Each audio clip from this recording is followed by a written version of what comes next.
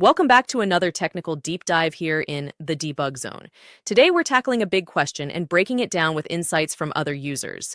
Hopefully this clears up some misconceptions and helps you get the answer you need. So buckle up, stay a little curious, and let's jump right in.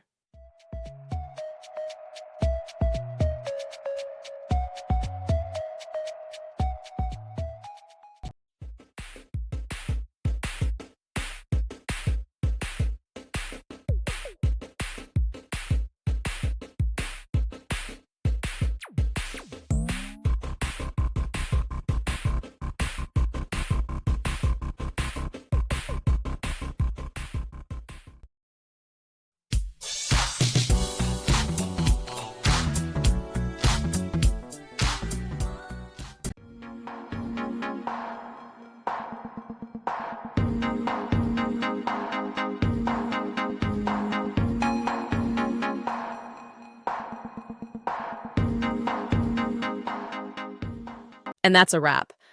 I hope you found the answer you were looking for. If you did, take a second to hit that subscribe button. It really helps out. And let me know in the comments which solution worked best for you. See you next time in the debug zone.